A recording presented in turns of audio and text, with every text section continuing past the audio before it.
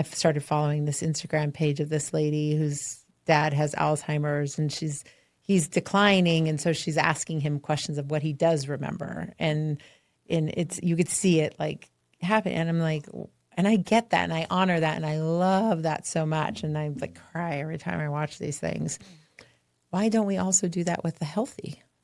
I've heard it this way: when you're alive, you've got a million problems, and when you're sick, you have one. So it's simply because we think that it's too scary. We think that it's too hard. We think that it's something we shouldn't talk about. And the reality is it's the number one thing that we should and that we can.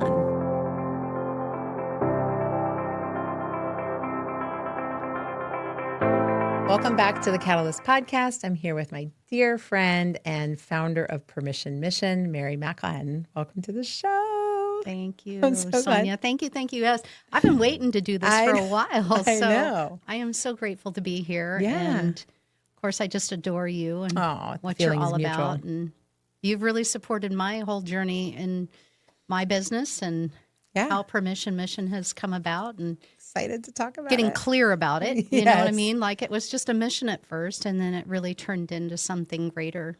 I love it. Well, let's tell the people, what is your business and why did you start it? So let's start with why I started Yes. it. Okay, why I started it was, so back in 1981, I had lost a brother to a motorcycle accident. He was out of state. We got that call. I remember I was 14, so people will know, do the math now to see how old I am, right? We've aged beautifully. We have aged. Yes. I am definitely aging with grace. So Yes. we got that call. Nobody knew what to do. Yeah. I'll always remember the sound of my mom's voice, the tears, the crying. And I just felt so hopeless. I felt helpless. I felt like, what is happening to our family? What happens now? I had a lot of questions. Of course, nobody wanted to answer them back then. Yeah. And I wasn't even sure like what was going to happen at that point. Where do to you even our start family. at 14? Exactly. Yeah. Right.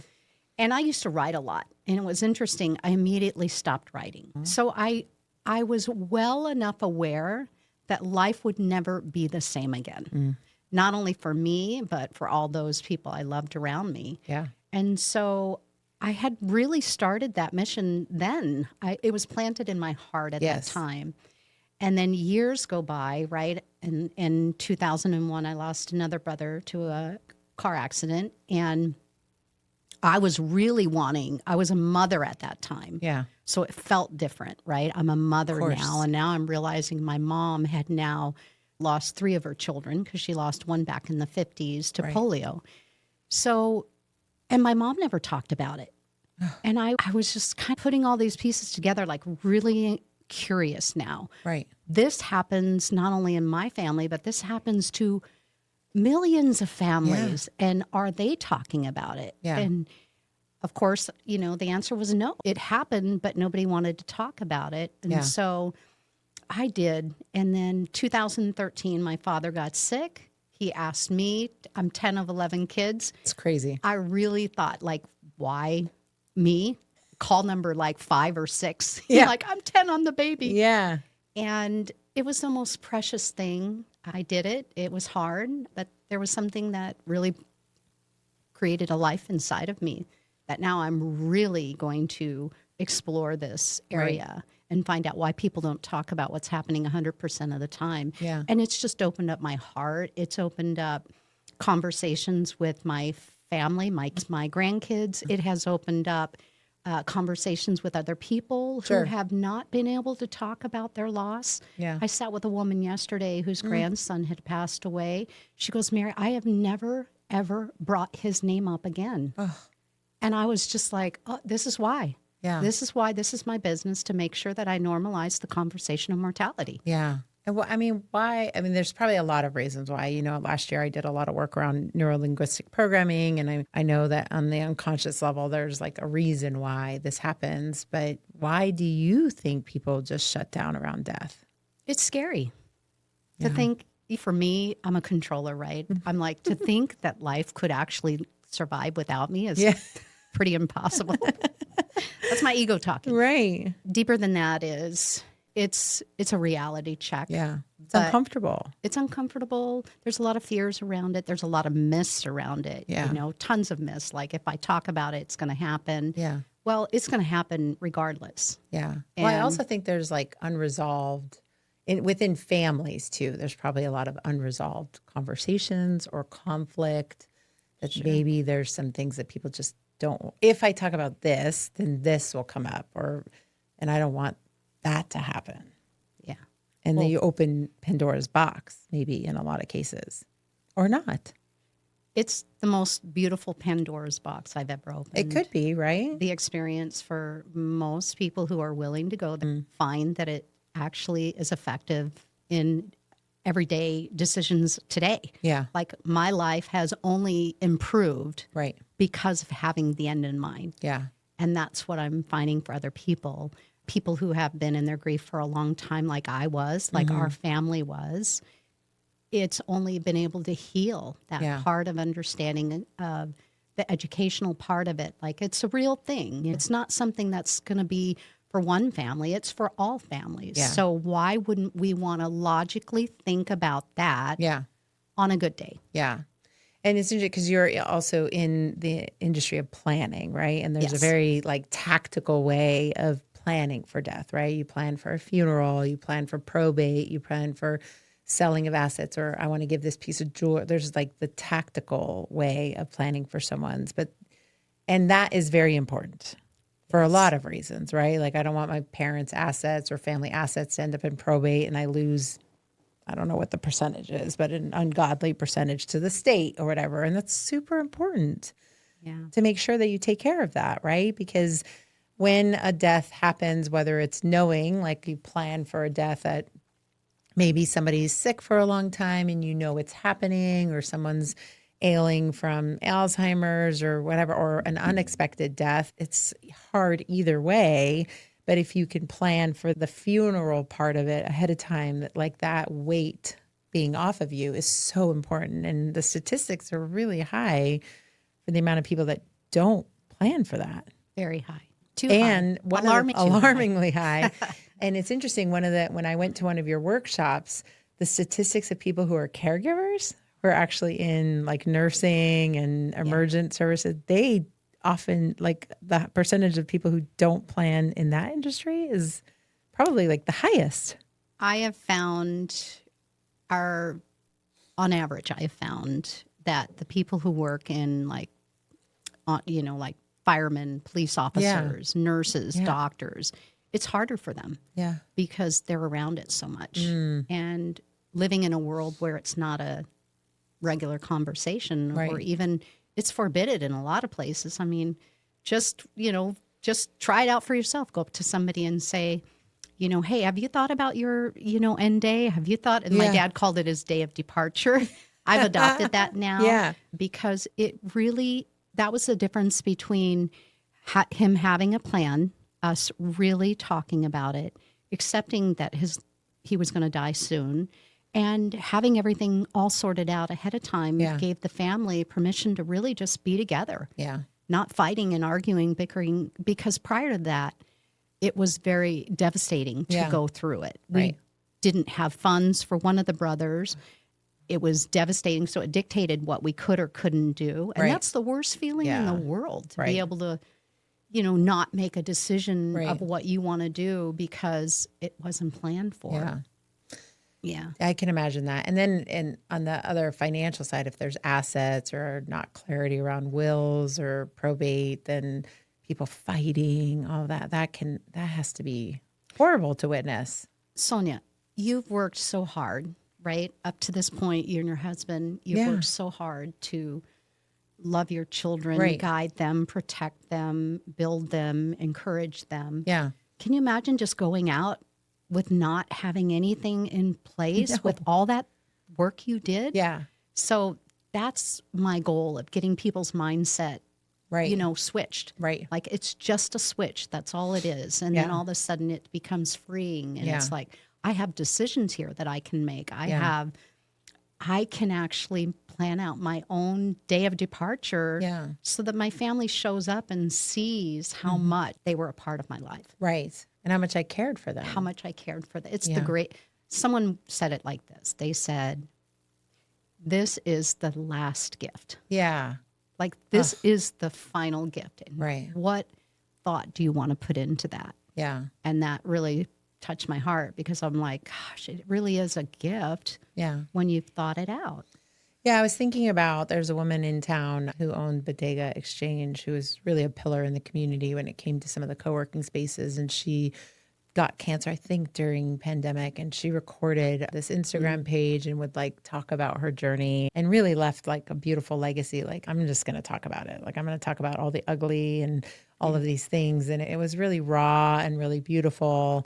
And then you think about like there was an old Michael Keaton movie where he documented and taught his son, unborn child, how to shave and different things. And we do this when we have an illness and we know we're going to die and we know we're going to die even just like tragically. Like, Yeah. I'm dying of this illness or this cancer, I'm going to lose. Like, even I've started following this Instagram page of this lady whose dad has Alzheimer's and he's declining. And so she's asking him questions of what he does remember. And it's, you could see it like happen. And I'm like, and I get that and I honor that and I love that so much. And I like cry every time I watch these things. Why don't we also do that with the healthy? I've heard it this way. When you're, alive, you've got a million problems. And when you're sick, you have one. So it's simply because we think that it's too scary. We think that it's too hard. We think that it's something we shouldn't talk about. And the reality is it's the number one thing that we should and that we can. Yeah. Because it's going to happen. Like nothing else in life, right, is a guarantee other than that this got me day. verklempt a little bit. Yeah. So, I think it's just the permission part of it. That's my business, is to give people permission to actually shift the mindset. They'll see the benefits in their own family. They'll see the benefits instantly in their own life on how they're living today. Yeah. Before I did this, I took every day for granted. Yeah. Before I did this, if I cut somebody off on the freeway, I didn't care. Yeah. Do you know what I'm saying? Yeah, like, of course, I didn't. right. I was just in the motion of or just argument or petty little, dispute. Right. Yeah. Oh, and it's so different now. Yeah. Now I will, call that person up immediately and say, look, what did you hear me say, first of all? Yeah. Because I must have just been out of my mind for a second and I blew it. Please tell me what I said, so I can course correct it. Or you could have never told me that I could love my kids more. You could not have ever told me that. I thought I had it, but when I had that experience with my dad, and then the whole experience with death being a normal conversation in my mind and in my heart now, oh my gosh, like it's so different. Right. And it's such a good, positive way, because now my kids are on board with, they're like, oh, here goes mom again. Yeah, before they'd roll their eyes and be like, oh gosh, don't ever talk about that in front of me. I always get the don't be weird, mom. Yeah, and now they're just embracing it. And we have friends who call them, I know your mom talks about this. We have a family member who's sick. And they love being now that advocate for, like, this is about life. This is about now. Yeah. This is like, if we don't talk about it now, we miss an opportunity. Yeah. And I just don't want that for anybody. Yeah. Like there's just so much. And, we have a friend in common through the Psi community. Mary and I both did some personal development through Psi seminars, which is like, with my friend Julia turned me on to. It's such a gift to have the opportunity to see yourself through personal growth. And I, had a lot of personal growth to do back in 2013, 14. And it's still to this day. Like, we're always, if we're not growing, we're dying. But Tanya was someone that we both, worked with and loved. And she did this talk about cleaning up your messes. Ooh, yes. And I still think about that. And I have it like written on a little sticky note. And I think about it all the time because she lost her dad, and then she lost her brother, and then she lost her mom. Yeah. And for her, it was like the conversations that didn't get cleaned up.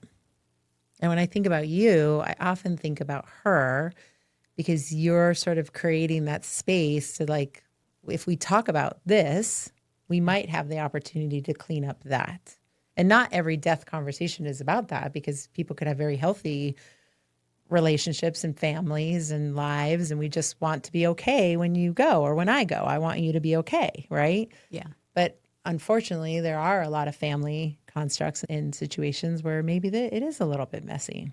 And do I want you to go or me to go without having cleaned up a mess? Well, my answer is I don't want anything messy at the end. I've lived a hard life already. I don't need it to be messy at the end. I want it to be more. And I'm not saying that sometimes when death occurs and it's instant and it happens and it's messy and all of that. I'm just saying for an opportunity to take yourself on for living and by being prepared to die. Yes. It's empowering. Yes. It's not scary. Right. Once you get past it. And that's what I do. My business is to help you get past that first part of it, because it's going to fight you. I remember getting up to do a speaking event, and I had been, talking about death for a while and went through the experiences with my mom and my father. And I started sweating, and it was like I was going against the grain. Something that was so much bigger than me that I had to fight to get it out. Like I had to fight against it to embrace it, like keep going with it. In my mind, I'm like, Mary, it's okay. You're safe. Yeah. Like you're not dying right now. Right. You're living. Yeah. But it was so ingrained in such a conditioned thought process. Right. And it's like, gosh, I just want to break through that with other people and see what's on the other side. Right. It's enlightening, and it's like, well, if I can think about this or I can talk about this, what else am I capable of doing or talking about? Yeah. Because it's the hardest. Yeah. And I think that there's like, when my grandfather passed, he was out here at Nellis Air Force Base Hospital, and they had called and said, hey, it's time to come. And I remember, I was like, I don't know what the hell to do, right? And the nurse is like, you tell him it's okay. And it makes me want to cry thinking about it. And I was like, I felt so awkward. And Ben was sitting there with me, and he was on one side and I was on the other. I was pregnant, 8 months pregnant with Noah. And my grandfather was like reaching for me, and I just put his hand on my belly, and I was like, what do I do? What do I do? And the nurse kept saying, just tell him it's okay. And I just remember like his heart was like racing a little bit. He didn't have his dentures, and he was like doing this thing with his mouth. And as soon as I told him like it was okay, and I just kept saying like, it's okay, Grandpa, it's okay. And then he calmed down and like rubbed my belly. And then his heart stopped. And I just remember thinking, I think at the end, people just want to know you're going to be, I'm going to cry. Yeah, no, this is the I beauty. think people just want to know that. Yeah. And so if the work that you do with people before that, how much calmer can people be? Do you know what I mean? Like before that, they don't need that time. Do you know what I mean? Yeah. I'm crying on my Or podcast. have the permission to say what they want to say. Yeah. And I wish he probably could have, or maybe he had more to say. And we had the gift of letting him see all of us grandkids prior to that. So that was really beautiful. But I've thought of that often in working with you this last year, that I think there could have been more time with him or conversations with him. But that is that permission. The nurse kept saying, like, give him permission to go. Yeah. Give it like we're all at peace. We're all at peace. We're all going to be okay. I'm going to be There's enough love. Yeah. He wanted me to have a baby, and I was having a baby, and like I put his hand on my belly, but that permission, I remember thinking when I was working with you, that was permission. But if people work with you before that, if my grandpa and I had worked with you or talked with you, that permission can happen in so many other ways before, through conversations, through your workbook, through your workshops. It's just different. It's just different. And that I think so many conversations happen at the deathbed that it seems silly. Yeah. It seems silly to wait that long.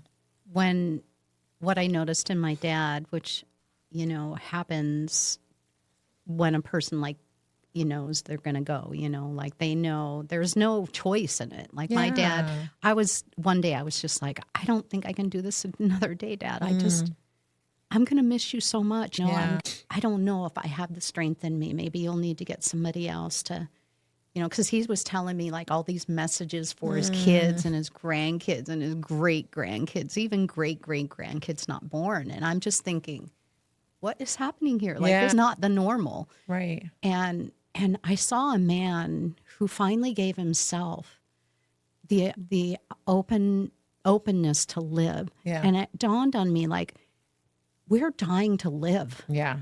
We're not dying to die. No. That's going to happen. Right. But we are dying to live. And I saw that, and my dad really did live his best life till Yeah. the day. And I just, it was just life changing because, you know, it triggered in me like all these questions, like about what is life about? Yeah. What are we here for? What's the purpose of it all? Why do I have these children in my life and these grandchildren? My husband, you know, Dan, he's like, obviously like a little bit like, oh, am I going to talk about this? But I know he's reaping the benefits. Right. I know he is. Yeah. And I believe that people are reaping benefits. We're both reaping benefits while we're alive. Yeah. Yeah.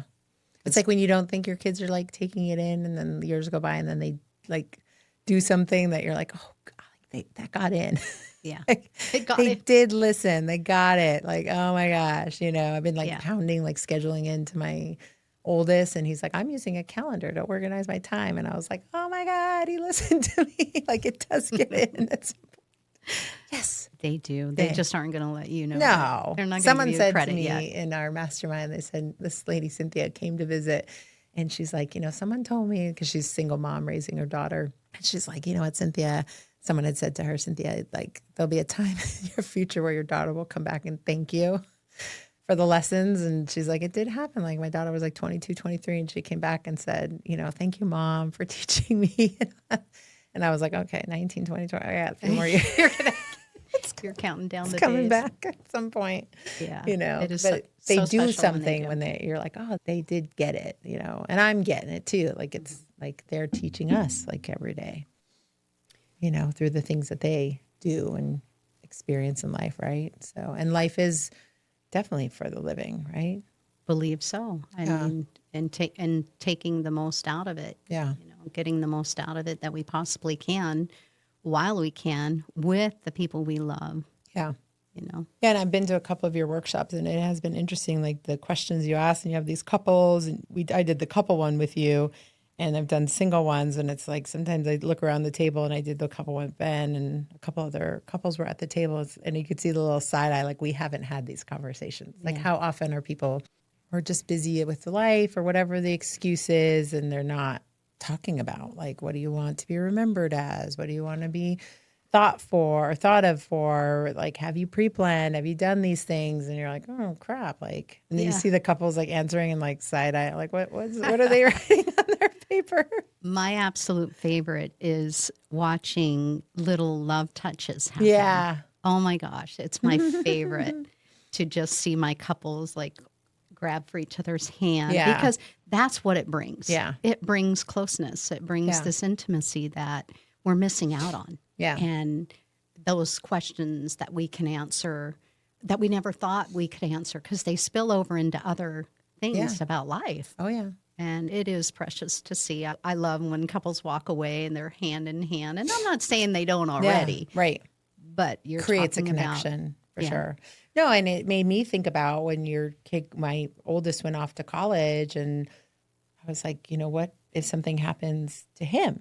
You know, he's an adult now. Yes. I don't legally have a say in anything. I don't have rights to his medical records and, you know, I sat down and talked to him and said, hey, we need to probably talk about this because when you go away, if something were to happen to you, you're an adult. I don't have a, you know, say if you get injured skiing or that. And he's like, well, what would happen? And I said, well, we can get power of attorneys. We can get medical. Would you be okay with that? And he's like, well, if I don't, I said, well, you'd be stuck in a hospital and nobody would have a legal right and you'd be in another state and there's like legal. And we had to sit down and have a conversation. Well, what would you want? And like, if you're incapacitated, and he's very active, he skis and he rock climbs and he hikes. And he's like, this is crazy and uncomfortable, but I don't want to be alone. Yeah. And so we did, and we had that conversation, and who, and he's like, well, I don't want you to be emotional about medical. Maybe I should put dad in charge. And and I was like, okay, fair, Probably would be a good idea. And that was his concern and his right to make those decisions. And then, so that was about a year ago. And now my daughter's going off. And I said, hey, I wanted to start to talk to you about this. You're going to be 18 in September and going off to college. And she's like, oh boy, this is weird. And I said, well, if something were to happen and, how do you feel? What do you want? And she's like, oh, like, I didn't even know that is real. Like, could that happen? Yeah. And she's like, oh my God, absolutely. And it's funny because I think her perspective, like she's super close to her dad. So she was like, well, can you both be in charge? Like, you see how they think like differently, but parents, a lot of parents, I didn't know that was even a thing until I started following parents' pages. Like, oh, parents, be careful. Like, you have to have these paperwork in order. Start to talk to your kids. And I was like, shit, I gotta think about this. Sure. No. Because they're an adult. And it was only uncomfortable for a few seconds. Yeah. And then after that, it's cool. Yeah. And I know what your wishes are. We've got your back if something were to happen. Yeah. It's like crazy to have to think about that. But they're out there like living in the world. Skiing. In a big world. Yeah. Hiking, rock climbing. I mean, they're living their best life, doing what they're doing. Which is all what we want. Exactly. We truly want everybody just to live their best life and not be fearful of it, but be aware of it. And it might even come in, like they may want to do something stupid. And all of a sudden now they're thinking about what you and your husband had sat down with them and talked to them about. It does plant that seed of 100%. I just want you to be aware and because if they're not, and there's no conversation, just think of how that's leaving them without expose or like framework or without the educational part of it. 100%. Yeah, I tell my kids, look, it's great to do fun and crazy things, but there's no going back. Yeah, and it's not even just like the ski; it's getting in someone else's car. I mean, it's all the things. There's all the so things. many, right? So many, and that is something I'm. Really looking into I'd love to go and speak at schools to just like the seniors and just talk with them about, again, that piece of, like this does happen. Right. And I'm not going to, I think when people hear the word death, right. It's just, we only have that one definition. Right. Death is done. Yeah. No, there's so much more of involved in that word of it's interesting you even say that. Just asking somebody, what does death mean to you? I could get, if there's 1,000 people, I get 1,000 different definitions. Exactly. It's brilliant, actually, especially when other people start listening to what they're saying. They're like, I never thought about death like that. But because everybody's got a different experience or a different definition of it. Well, I was talking, even in my NLP course, I was talking to a gentleman who sold life insurance, and he's like, you wouldn't believe how many people in their 20s or 30s don't even think they need that, or they get married and they don't think about the responsibility they now have to each other. I don't need that until I'm 50 or 60. And we even talked about like, who's your audience? And I don't need people until I'm not, my avatar or my customer isn't until here, but people die all the time for a myriad of reasons. My siblings were very young. Right. And then I have people, that are well over into their hundreds. Yeah. And they're like, I have people who want to go and they're not going. Yeah. And I have people who don't want to go and they're going. Yeah. And that's been a big eye opener for me. 100%. Like, how important this is to really just keep going with it. Right. And then of course, you think about pandemic where it was like millions of us. Oh yeah. Right. It just happened. Yeah. Uncontrollably, instantly, every day we were tracking it. Yeah. Right. Yeah. And that didn't shift much about the conversation of it. By and large, it might have. I think it was just a little tipping point, right? People started to really be afraid, and aware of what do I do. I had more people reach out to me actually during that time, which was different than any other time. I get a lot of people who hang up the phone on me. I get a lot of people who, you don't bring that around here, and I'm like, what am I bringing? I'm not bringing death to I your door. have people like, you're just trying to sell me something. Well, you're sold something every single day. Yeah. And all that stuff that you've been sold is not going with you. So Right. the one thing I am going to sell you today is going something with that's you. 100% going to be used Yes. and needed. And it does outlive you. Yeah. That's the beautiful part of prearrangement is it does outlive you. The memory outlives. Yeah. And the experience of what you'll give your family is priceless. Yeah. Yeah.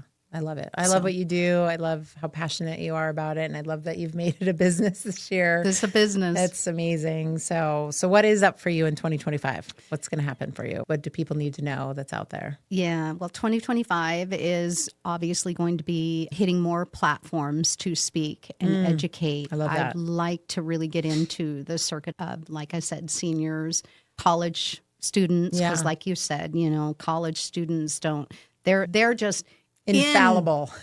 Invincible. Yeah. Right. And it's, again, not to frighten anybody, but to become aware of things. It'll set their life up in such a way that having the end in mind for today helps you think about things differently. Yeah. I have a workbook that's coming out. I'm so excited about because these questions are not like what you would be asked on a regular day. I love that. I really did sit and spend some time reflecting on like my end of life. I did a eulogy when we, in Catalyst, I did my own eulogy and reflecting from backwards to living today. And that has really helped me focus on this business that it's about. This is what I help other people do. Yeah. And, get committed to their own life, not wait another moment, but really get committed. And that's what you help in Catalyst, was biggest thing I walked away with was who's my people?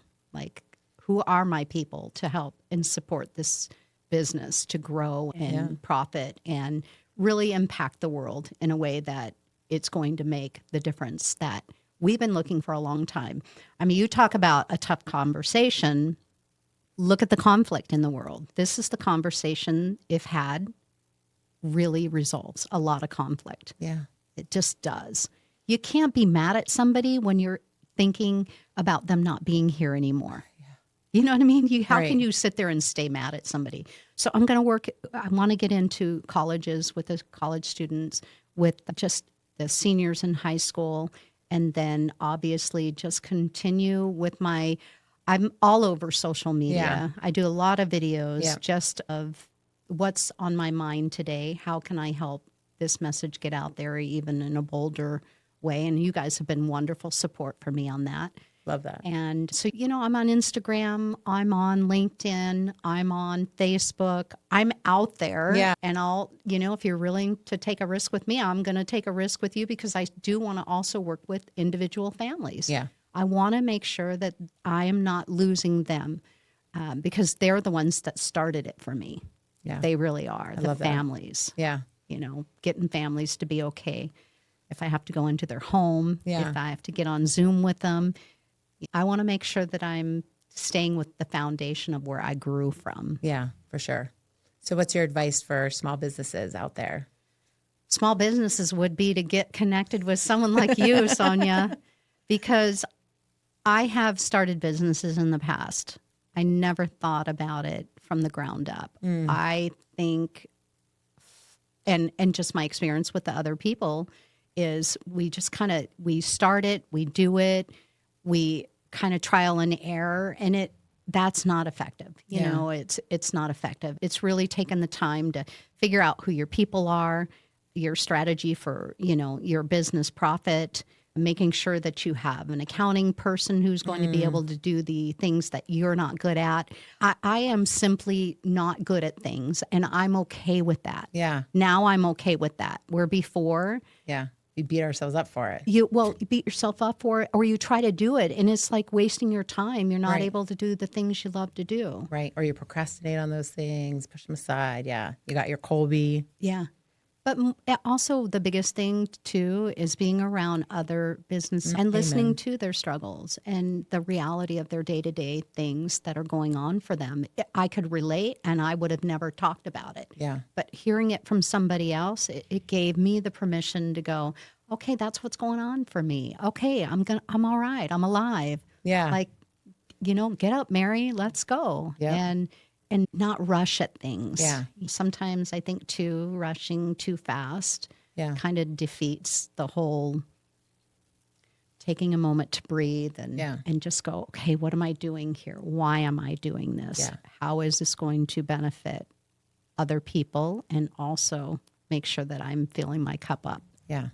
So Yeah, and I love it because I think really we all saw you grow so much this year and take it from a mission, because it is a passion thing for you, and it was a mission, but it became a business this year. And so really putting yourself out there to make yourself available to speak to businesses, to schools, to organizations, so that people know, because that is where people are gathering. And, you just don't know what people are going through in all these different things in these environments. And that's where people spend the most of their time. And you can see your coworkers struggling with an ailing parent, or they themselves are sick. And so if organizations are looking to bring in speakers or bring in experts to offer services, Permission Mission is exactly the organization to bring in. You are the person to bring in to facilitate workshops and team building things. Like I love that you have that diversification in the things that you're offering. You're doing the workshops, I think still. I'm still doing the workshops. So that's yes. great. And locally here, I do them.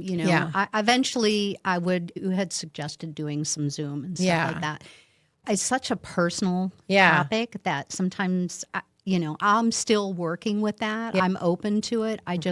The connection is really where it happens with other people sitting side by side. You're watching other people's reaction to what they're talking about, and it's putting some different perspectives into you. And I love just the camaraderie. Camaraderie. That's one of those ones I can't I've been say. out of school Too many R's. The connection. Yes. Yeah. It's beautiful to see people connected and giving each other permission to talk about some hard stuff. Yeah. I hear it all the time, with my aging, or I say vintage, my vintage mom. My mom will be 90 this year. Amazing. By the way, we're having a huge, I probably shouldn't say what we're going to have. She might see this. Yeah. Don't say it yet. It's all a surprise. Yeah. She's going to be 90, and, she's truly my inspiration every day, because she has lived the life that she's wanted to. That's awesome. By giving herself permission to accept the loss of her children while still loving her children that are still here. Yeah. And that doesn't always sometimes happen, right? Like I said, death is a destroyer. It can really take a family out, wipe them out. Yeah. And no mother wants that, right? My mom deserves to keep living, and we deserve to keep having her love.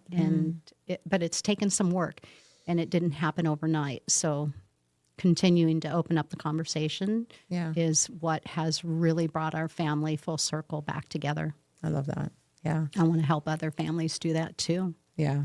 So not waste time. No waste time. So people can find you at permissionmission.com. Yes. Permissionmission.com is my website. Yes. I am, like I said, all over social media with the LinkedIn. I'm even doing a few TikToks. Sonia. Oh, there you go. My grandkids are helping me with it. Is that fun or I love what? It. I think it's great. They think it's pretty cool. My youngest grandson would listen to my podcast when I was doing them real intently. I was doing them intentionally there for a while. I had a show. Yeah. And he's young. Yeah. He's 4. Yeah. He doesn't really know what I'm saying, but he sure likes my voice. Yeah, there you go. I think it's so cute. My daughter said, I'm like, all right. He'll grow up with some real good understanding that a lot of people don't have. Right. That's about super life. Important. Yeah. That's great. Well, I adore you. I love you. This has been a really great conversation. So thank you for being on my podcast. Anytime, any day. Thank you so much. If you like what you saw today on the Catalyst podcast, make sure you subscribe to our show, like it, and share it with someone who you think might also find value.